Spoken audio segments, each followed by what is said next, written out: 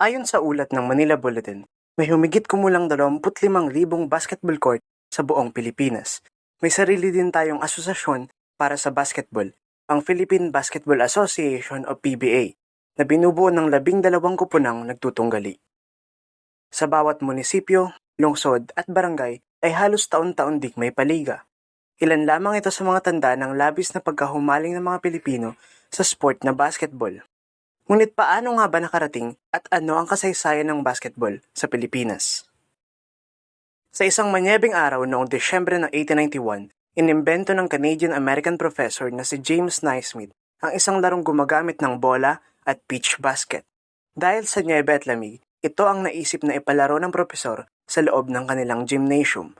Sinulat niya ang mga mechanics at alituntunin ng laro at gamit ang bolang disintas at walang butas na basket ay ginawa niya itong sport ng mga estudyante habang hindi pa sila maaaring maglaro sa labas dahil sa winter.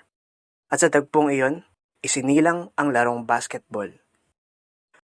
Mula dito, kumalat ang basketball sa buong kontinente ng Amerika.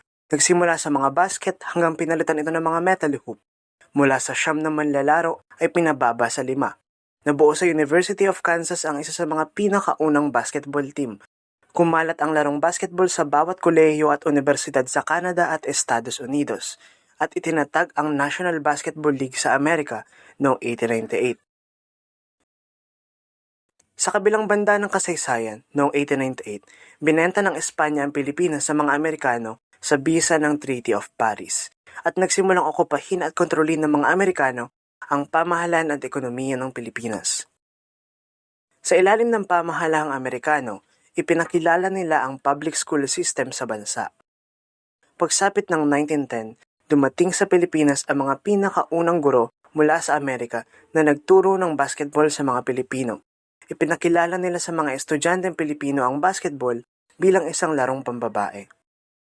Ngunit sa parehong taon 1910, nabuo naman ang pinakaunang men's national team para sa basketball sa Pilipinas, na lumbaban at nanalo ng gintong medalya sa ginanap na Far Eastern Championship Games noong 1913.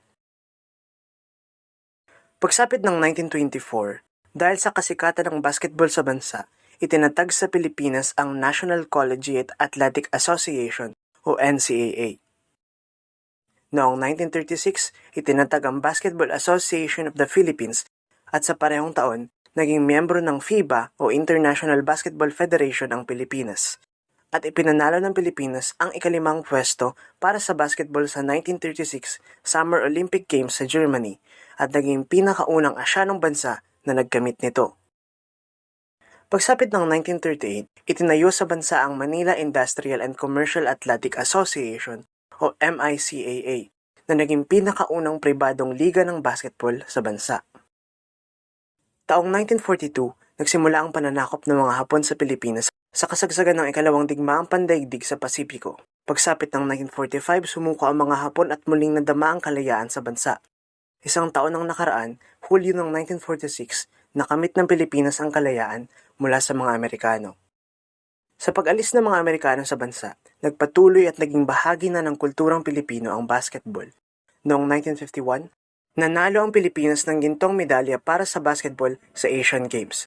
Nagpatuloy pa ang paglahok ng Pilipinas sa mga international competition ng basketball, katulad ng FIBA Basketball World Cup noong 1950 sa Argentina at FIBA World Championship sa Brazil noong 1954. Sa dekada rin ng 1950, naging pinakatanyag na mga manlalaro ng basketball sa Pilipinas sina Carlos Loizaga at Francisco Rabat. Sa mga taon ng 1960, 1963 at 1967, matagumpay na naiuwi ng Pilipinas ang mga gintong medalya sa FIBA Asia Championship.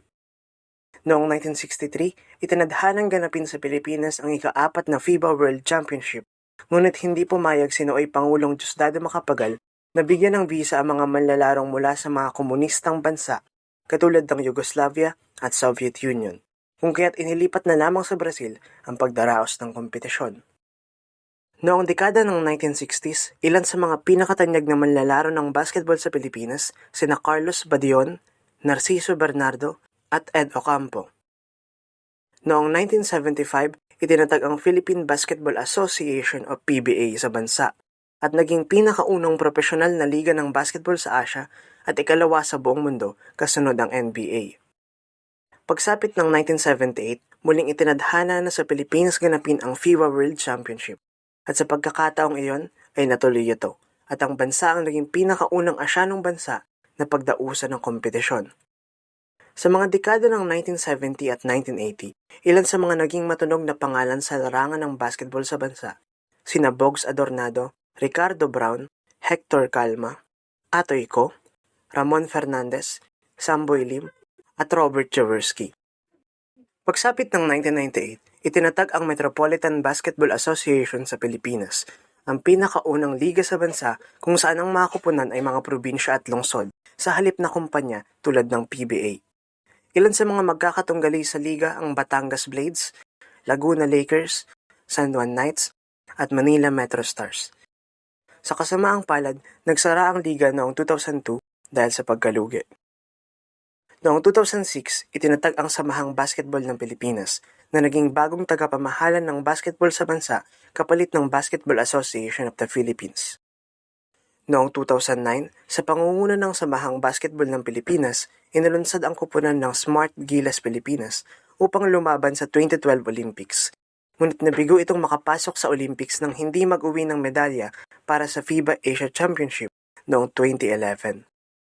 Pagsapit ng 2013, naiuwi ng Pilipinas ang ikalawang pwesto para sa FIBA Asia Championship at nagkaroon ng pagkakataong makapaglaro sa FIBA World Cup noong 2014. Matapos ang mga ito, maraming liga ang itinatag sa bansa, katulad ng Maharlika Pilipinas Basketball League noong 2017, National Basketball League noong 2018, PhilBasket noong 2021, at Pilipinas Vismin Super Cup noong 2022.